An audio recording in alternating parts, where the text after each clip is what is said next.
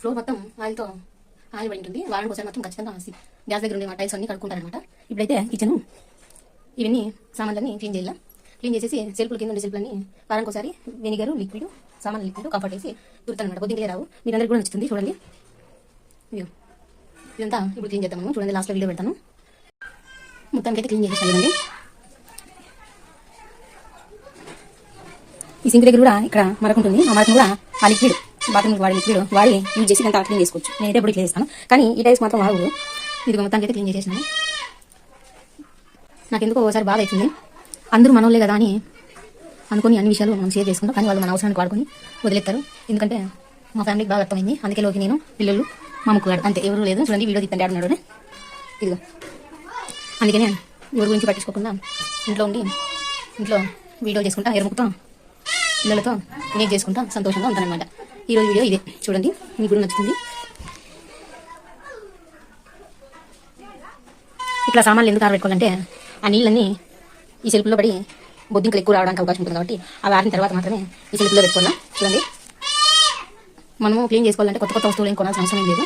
ఉండే వస్తువులనే నెలకోసారి వారానికి ఒకసారి క్లీన్ చేసుకొని ఎక్కడొక్కడ సర్దుకుంటే డబ్బాలు క్లీన్గా ఉంటాయి చూడడానికి. అందుకోసం మేము ఇప్పుడు ఇట్లా చేస్తాం. చూడండి ప్రతి వస్తువు మీద పేరు రాసుకోవడం వల్ల ఎవరైనా కొత్త వచ్చినప్పుడు వంట చేసుకోవడానికి బాగుంటుంది. ఇది ఫ్రూట్స్ డబ్బా అనమాట. ఫ్రిడ్జ్ ఉందండి, ఇది సింక్కి ఇచ్చింది. అట్లా వాడతాను. చూడండి మా ఎర్రముక్కడు ఏం కావాలా టమాటాలు చేస్తాలా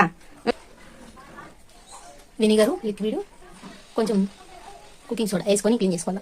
ఇది కంఫర్ట్ మా రూమ్ స్ప్రే ఇదనమాట. ఇంకంటే ఫ్రెండ్స్ ఈరోజు వీడియో అయితే ఇదే. ప్రతి పని చేసినప్పుడు ఎర్రముక్క నా పక్కనే ఉంటాడనమాట. అది చూపిస్తారు. ఇట్లా ఉపయోగించండి. ఎట్లా ఉపయోగించాలి నేను చూపిస్తాను. ఒక చిన్న స్ప్రే బాటిల్ తీసుకోవాలి.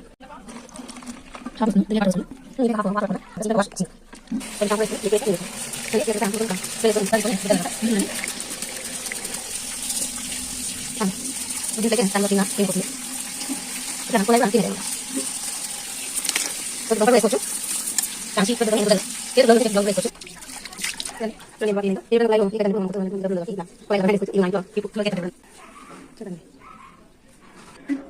ఇదిగో ఈ లిక్విడ్తోనే క్లీన్ చేస్తాను టైల్స్ బాత్రూమ్ బేసిన్ అన్ని.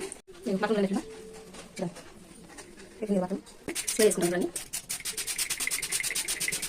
ఇప్పుడు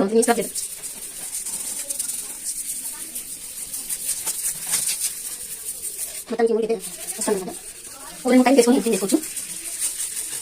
ఇలా ఉంటాను ఇలా వారానికి ఒకసారి క్లీన్ చేసుకుని ఇట్లా ప్రతి వారం చూడండి ఇట్లా ఉంటున్నా.